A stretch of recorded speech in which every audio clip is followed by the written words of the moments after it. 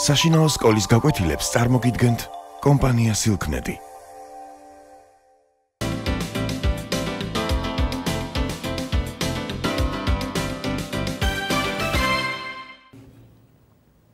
მოგესალმებით. ჩვენი საუბრის თემაა ნიკოლოზ ბარათაშვილის ლექსი არ უკიჟინო სატრფო. ნიკოლოზ ბარათაშვილს ამ ლექსში შთამბეჭდავად აქვს გადმოცემული ის გრძნობა, რომელსაც სიყვარული ქვია. ამ გრძნობისთვის მას არაერთი ლექსი აქვს მიძღვნილი. გაგახსენებთ მაგალითად რატყვედრი კაცსა, პოეტ აძარი, ბულბული ვარძედ, მაგრამ ეს ლექსი სხვათაგან მაინც გამორჩეული არის თავისი სათქმელით. ნიკოლოზ ბარათაშვილისთვის სიყვარული იყო ის ძალა, რომელსაც შეეძლო ადამიანი მიწისთვის მოეწყვიტა და მეცხრე ცაზე აეტყოცნა და იქ რაღაცა ჯერ განუცდელი განეცდევინებინა, რაღაცა საოცარი ნეტარება მიენიჭებინა მისი სულისთვის. იგი ერთგული არის რუსთველისეული ფორმულასავით გამოკვეთილი აზრისა, სიყვარული აგვამაღლებს. წაგიკითხავთ ახლა ლექსს, რათა მთლიანობაში აგვიქვათ მისი სათქმელი და სილამაზე. არ უკიჟინო სატრფო, შენსა მგოსანსა გულის თქმა. მოკვდავსა ენას არ ძალუც, უკვდავთა გრძნობად გამოთქმა. მინდა მზე ვიყო რომ სხივნი, ჩემთ დღეთა გარსა მოვავლო, საღამოს მისთვის შთავიდე რომ დილა უფრო ვაცხოვლო. მინდა რომ ვიყო ვარსკვლავი, განთიადისა მორბედი, რომ ჩემს აღმოსვლას ელოდნენ ტყეთა ფრინველნი და ვარდნი. მინდა შენ იყო სატრფო, მშვენიერისა ცის ნამი, რომ განაცოცხლო შავარნო, მდელო სიცხითა დამჭკნარი. რომ მხოლოდ მზისა ციაგი დილის ნამსა იშრობდეს და ერთად შესხივებულნი შვებას მოჰფენდნენ სიცოცხლეს, არეს ავსებდნენ სიამით, მცენარეთ განმაცხოვებლად, იყვნენ მარადის უხსნელად, სოფლისა განსათავებლად. ნუ თუ ამ გრძნობის წადილსაც რქვა სიყვარული სხვათაებრ, მაშინ მზეც უსხივ უცეცხლოდ შეიძლებს ნათვას ვარსკვლავებრ, მაშინ ვარდიცა განთიაც ვეღარა გარდაიშალოს და ცისაც ვარმან დელოი არღარა გააბიბინოს, მაშინ შენს სხვათა მოკვდავთა ბანოვანთ მიემსგავსები, მაშ რადერჩევი მათ შორის და ციურთ მიემგვანები, მაგრამა შვენიერება გაქვს ცისიერო უხრწნელი და ჩემთა გრძნობად შენდამი ვერ დასდვან კაცთა სახელი. ავტორი მიმართავს სატრფოს, საყვარელ ადამიანს, რომ არ უკიჟინოო. არ უკიჟინო ნიშნავს არ გაკიცხო. კიჟინი ყიჟინიდან არის წარმომდგარი. ესე იგი არ გაკიცხო ხმამაღლა, არ მოაყივლო, ასე ვთქვათ, არ შეარცხინო ხმამაღლა, არ თქვა სხვების წინაშე, რომ როგორ გამოთქვამს ის ჩემ წინაშე, ჩემ მიმართ ამგვარ გრძნობას, იმიტომ რომ მე ვარ შენი მგოსანი, რომელსაც შენ ძალიან უყვარხარო. ფაქტობრივად ეს არის გამოთქმული პირველ სტრიქონებში. არ უკიჟინო სატრფო, შენსა მგოსანსა გულის თქმა. გულის თქმა ეს არის სწორედაც სიყვარულის გრძნობა. პოეტი თითქოს აქ იმას ამბობს, რომ ღმერთს მისთვის იმიტომ მიუცია ნიჭით ხზვისა ლექსის შექმნისა, რომ მან თავისი სატრფო აქოს, მისი მშვენიერება მთელ სამყაროს გააგებინოს, მისი მშვენიერების ამბავი. სიყვარული მართლაც დიდი ძალაა, რომელიც ადამიანში შემოქმედებით ძალებს მოაზღვავებს, თითქოს აღვიძებს ამ შემოქმედებით ძალებს. სწორედ სიყვარულის გრძნობამ შეაქმნევინა ჩვენს დიდ პოეტს რუსთაველს სიყვარულის დიდი წიგნი. და ამ წიგნში, როგორც გახსოვთ, ყველაზე ხშირად სწორედ სიყვარული არის შექებული.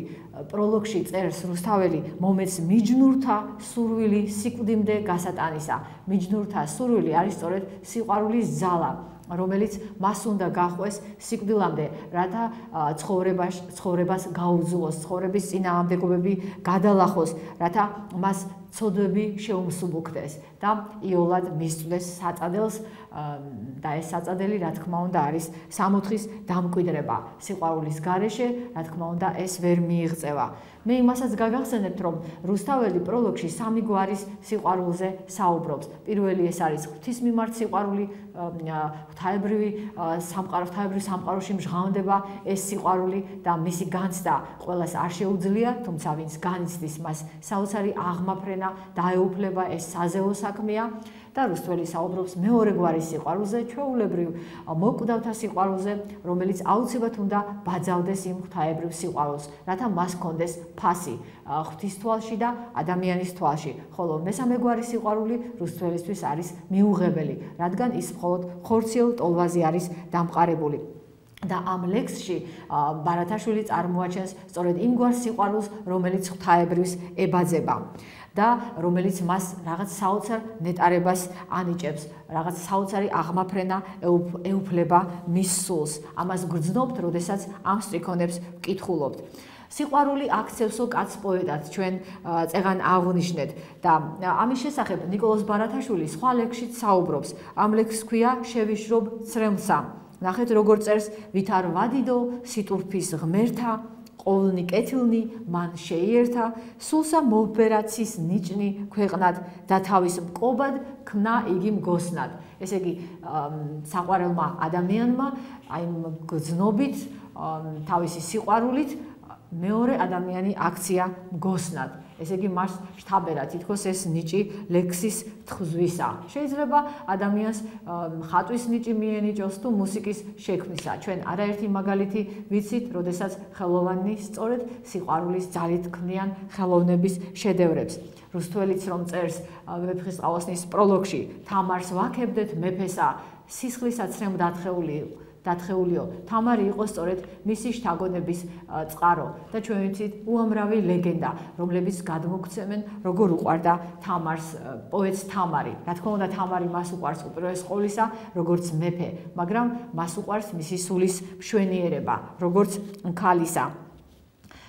ეს გამჟღავნებულია, რა თქმა უნდა, მთელ ვეფხისტყაოსანში, რადგან ნესტანი და თინათინი შეფარულად სწორედაც რომ თამარს განასახიერებენ და მის გარეგნულსა თუ სულიერ ღირსებებს. აკი წერს კიდევაც რუსთველი, რომ მისი სახელი შეფარვით ქვემორე მithქვამს მიქიაო. ესე იგი თამარის სახელი პოემაში, რა თქმა უნდა, შეფარულად არისო გაცხადებული. თამარი მისთვის არის ერთგვარი იდეალი. და სწორედ ამ იდეალის მსგავსად ხატავს ის თავისი პოემის ამ მშვენიერ ქალებს.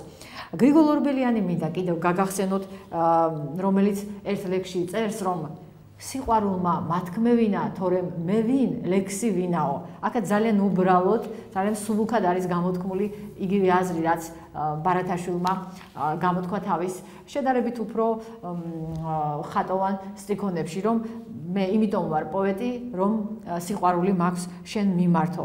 აქ ყურადღებას იქცევს ერთი სიტყვა, ვით არ ვადიდო სიტურფის ღმერთა. აი ღმერთა ეს ფორმა იქცევს ყურადღებას, იმიტომ რომ ჩვენ ვიცით რომ არსებობს ღმერთი, ხო? და უცებ ხდება ასეთი ფორმა, ღმერთა. რატომ შექმნა პოეტმა ასეთი ფორმა ღმერთისა? ალბათ იმიტომ რომ რაღაც ქალურობა წარმოეჩინა. მისი სათფო მისთვის არის ღმერთივით სათაყვანებელი და აი ღმერთა, აი ამ ფორმით გამოხატა ერთგვარი რაღაცნაირი სინაზე და როგორც გითხარით, ერთგვარი ქალურობის ელემენტები შეიტანა ამ სიტყვაში. ესე იგი, სიყვარულის ღმერთი არის მისთვის მისი სათფო, რომელმაც მასშტაბერა ნიჭი, როგორც ვიცით, პოეზიისა, როგორც გითხარით. ასევე გრიგოლ ორბელიანიც სადღეგრძელოში, როდესაც თამარისადმი მიძღვნილ სადღეგრძელოს ქმნის, თამარს ის უწოდებს ვითარცა ღმერთა მშვენიერების. აი ისიც ამ ფორმას იყენებს ღმერთა. და აქაც რა თქმა უნდა პოეტს იმისი ხაზგასმა სურდა და იმისი წარმოჩენა, რა სიმაღლეზე ყავდა თავისი სათფო აყვანილი.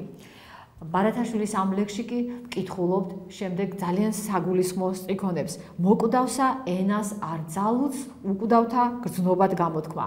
მოკვდავი ენა, ეს არის ჩვეულებრივი სამეთყველო ადამიანური ენა, რომელზედაც ჩვენ ყველანი ვსაუბრობთ და პოეტი ამბობს, რომ ამ ენით შეუძლებელია, რომ ადამიანმა გამოთქვას უკვდავი სიყვარულის გრძნობა.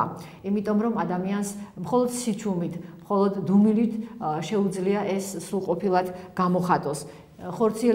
ხორციელებასთან დაკავშირებული სიყვარული შეიძლება გამოიხატოს, მაგრამ აი ამგვარი სულიერი სიყვარული არის მიუწვდომელი. ის ალექსანდრე ჭავჭავაძე წერს ერთ ლექსში, მე შენ არ გეტყვი გეტრფი, ვითა სხვანი გეტყვიან. ესე იგი, როგორც სხვები გეუბნებიან, მე ისეთნაირად არ მოგმართავ და არ გეტყვი გეტრფი, მიყვარხარ. თითქოს პოეტი ამით იმას ამბობს, რომ ამ სიტყვით მე ჩემს გრძნობას შევბღალავო. მე მინდა რაღაც სხვანაირად გამოვხატო ეს ყოველივე და სწორედ ეს სურვილი რომ სხვანაირად გამოვხატონ პოეტებს აქმნევინებს ულამაზეს მხატვრულ სახეებს, მეტაფორებს, შედარებებს, რომ რამენაირად მოიხელთონ ის გრძნობა, რომელსაც ქვია ნამდვილი და ჭეშმარიტი სიყვარული. და ბარათაშვილსაც უნდა რომ აი ეს გამოხატოს, მაგრამ როგორ უნდა გამოხატოს და ნახეთ ლექსში როგორ არის ეს წარმოჩენილი ეს მისი სიყვარული. მინდა მზე ვიყო რომ სხივნი ჩემ დღეთა გარსა მოვავლო. აი ეს სურვილი და ეს განცდა დიდი სიყვარულისა მას თითქოს გადყორცნის თავისი სხეულიდან გარეთ რაღაცა მთელ სამყაროში, მთელ კოსმოსში და ეს გრძნობა სიყვარულისა მას უჩენს სურვილს რომ იყოს მზე. ეს არის ძალიან მნიშვნელოვანი, რადგან მისი სიყვარული მხოლოდ მას კი არ უნდა ატკბობდეს და სიხარულს მხოლოდ მას კი არ უნდა ანიჭებდეს, არამედ ის იძენს თითქოს რაღაცა ძალიან დიდებულ ისეთ უსაზღვრო ძალას სიყვარულისას, რომლითაც შეუძლია რომ მთელი სამყარო გააბედნიეროს და მთელი სამყარო აღავსოს სითბოთი და სიყვარულით. სწორედ ეს არის გამოთქმული ამ სტრიქონებში, იმიტომ რომ როგორც ვიცით, მზე არის სწორედ დედამიწაზე სიცოცხლის მომნიჭებელი და ყოველივეს განმაცოცხლებელი და ყოველივესთვის სითბოს მიმნიჭებელი. აქ შეიძლება ვახსენოთ ნარცისიზმი. ნარცისიზმი რა არის? როდესაც ადამიანს უყვარს თავისი თავი და შეიძლება, როდესაც სხვა ვიღაც უყვარდეს, უპირველესად თავისი თავი უყვარდეს ამ სიყვარულში. და ნარცისიზმი, როგორც გითხარით, სწორედ ამას გულისხმობს და მინდა გაგახსენოთ მითი ნარცისის შესახებ. ნარცისი იყო ულამაზესი ყმაწვილი, რომელზედაც შეყვარებული იყვნენ ნიმფები, მაგრამ ის ყველას უარს ეუბნებოდა, რადგან საკუთარი სილამაზით თვითონვე იყო მოხიბლული. ის ჩამოჯდებოდა ხოლმე მდინარის ნაპირზე, ჩასქეროდა მდინარის ტალღებში არეკლილ საკუთარ სახეს და მისი სილამაზით ტკბებოდა. ასე იჯდა დილიდან საღამომდე. განრისხებულმა ღმერთებმა ის გადააქციეს ყვავილად, ძალიან ლამაზ ყვავილად, რომელსაც ნარცისი ეწოდება. და სიყვარულის გრძნობა ბარათაშვილს ადამიანისთვის დამახასიათებელ, აი ამ ეგოიზმს, აი ამ ნარცისიზმს, ესე იგი, დაამარცხებინებს და ის გააღწევს საკუთარი ჩაკეტილი მეს საზღვრებიდან და როცა უყვარს სატრფო, თუ ნამდვილი სიყვარული თუ უყვარს, მაშინ ის მთელი სამყაროს მიმართ ძალიან დიდი სიყვარულით აღივსება და ყველასი ბედნიერების მოსურნია იმისა, რომ ყველამ იხაროს და ყველა სულიერად გაიზარდოს და ეს არის ძალიან მნიშვნელოვანი. ვეფხისტყაოსანშიც ხშირად არიან ხოლმე მოხმობილი ნათობები იმისათვის, რომ თავიანთი გრძნობები გამოხატონ, ან ავტორმა დაახასიათოს თავისი პერსონაჟების სიყვარული თუ როგორია. აი მაგალითად, როდესაც შეყვარებული ავთანდილი მიდის თინათინთან, იქ ასეთნაირად წერია: მზესა მთვარე შეეყაროს, დაილევის დაცაჭნების. რუსთველმა აქ ასტროლოგიური მოვლენა გამოიყენა იმისთვის, რომ თინათისა და ავთანდილის შეხვედრა გადმოეცა. და როგორ შეძლო ეს? მან იცის და ჩვენც ვიცით, რომ მთვარე არის დედამიწის თანამგზავრი. ეს არის მკვდარი პლანეტა, რომელსაც სხივები არ გააჩნია. მაგრამ ჩვენ ხომ ხედავთ, რომ მთვარე განათებულია. ეს მხოლოდ იმიტომ, რომ ის აირეკლავს მზის სხივებს. როდესაც მთვარე არის დალეული, როდესაც შუქმოკლებულია, ეს იმას ნიშნავს, რომ ის უფრო ახლოს არის მზესთან. და როდესაც ავთანდილი მიდის თინათინთან, იმდენად დიდი სიყვარული აქვს მას, რომ შინაგანად აი ამ სიყვარულის გამო თითქოს ფერი აკლდება, განიცდის ამ ყოველივეს. ასე შეიძლება ეს გავიაზროთ. ან კიდევ შემდეგნაირად, კიდევ რომ თინათინის სილამაზე იმდენად აღემატება ყოველივეს, რომ ავთანდილის სილამაზის შუქი თითქოს მასთან შეყრისას იკლებს. ან კიდევ, როდესაც ნესტანის წერილი მიიღო ტარიელმა, ეს იყო პირველი წერილი, რომელიც ნესტანმა გაუგზავნა და მასში სიყვარული გაუმჟღავნა. მაშინ ტარიელი ამბობს, რომ მოეწერა მზისა შუქსაო. ნესტანს კი არ მოეწერა ეს წერილი, არამედ მზის შუქმა მომწერაო. მზის შუქად წარმოაჩენს ნესტანს და როდესაც წერს საპასუხო წერილს, იქ ასეთი სტრიქონებია: რადგან მზეო, ჩემთვის ნათლად აღმოხდები, აჰა მკვდარი გამაცოცხლე, ამას იქით აღარ ვდებიო. აქაც ნესტანი წარმოჩენილია როგორც მზე, რადგან ნესტანის გული სიყვარულით არის სავსე. და ამგვარად ეხმიანება, რა თქმა უნდა, ბარათაშვილი რუსთაველს თავის დიდ წინაპარს და ისიც წერს. ბარათაშვილი, ვამბობთ ხშირად, რა თქმა უნდა, ვაიგივებთ პოეტს საკუთარი ლექსის ლირიკულ გმირთან და ეს არ უნდა გვეხამუშოს, რადგან პოეტი სწორედაც რომ საკუთარ განცდებს გადმოსცემს ამ ლექსში. საღამოს ჩადის მზე და ყველაფერს აკლდება შუქი, ყველაფერი წყუდიადით იმოსება და იბინდება. მაგრამ მზე იმიტომ არ ჩადის, რომ გადაიკარგოს, არამედ მეორე დილას უფრო გაცხოველებული ამოვიდეს. ცხოველი არის ძველი ქართული სიტყვა, რომელიც ნიშნავს სწორედ ცოცხალს და მზე ამოდის იმისთვის, რომ ყოველივე გააცოცხლოს, ყოველივე განაცხოველოსო. წერს პოეტი და მე მინდა გაგახსენოთ ლექსი პოვე ტაძარი, რომელშიც აი სიყვარულის ეს განმაცხოველებელი ძალა არის საოცრად წარმოჩენილი ცხოვრების უდაბნოში, უცებ პოეტის წინაშე წამოიმართება ტაძარი. ტაძარი, რომელიც მას ანიჭებს საოცარ სიმშვიდეს და ეს ტაძარი არის სწორედ სიყვარულის განმასახიერებელი, სიყვარულისა, რომელსაც პოეტი ღმერთამდე მიჰყავს. ლექსში კი ვკითხულობთ, მინდა რომ ვიყო ვარსკვლავი, განთიადისა მორბედი, რომ ჩემს ამოსვლას ელოდნენ ტყეთა ფრინველნი და ვარდნიო. აქაც სურვილი აქვს რის პოეტს, რომ ის იყოს ვარსკვლავი, რათა როდესაც ის გამოჩნდება, ყოველივეს ირგვლივ მთელ ბუნებას გაუჩნდეს იმედი, რომ აუცილებლად განათდება და აუცილებლად ამოვა მზე. შემოღალება მთაწმინდაზე მინდა გაგახსენოთ ეს ლექსი, აქაც პოეტი როდესაც შეხურებს ცას და დაინახავს ვარსკვლავს, ამ ვარსკვლავს ის წარმოიდგენს როგორც მთვარის მიჯნურს, მოსდევს მთვარეს, ვითა მიჯნური ვარსკვლავი მარტო მისა ამარა. ესე იგი მთელი სამყარო არის სიყვარულით გაჟღენთილი და ისევ გალაქტიონი მინდა გაგახსენოთ, რომელიც წერდა, რომ უსიყვარულოდ უკვდავებაც არ არსებობსო. ადამიანური ყოფა თითქოს აბრკოლებს ადამიანს დიდი სიყვარულისათვის. ამიტომაც იყო ალბათ რომ ვაჟა-ფშაველა ლექსში რამ შემქმნა ადამიანად დარდობდა იმას რომ ნეტავი რატომ ვარ ადამიანი, რატომ არა ვარ წვიმა, რომ შემეძლოს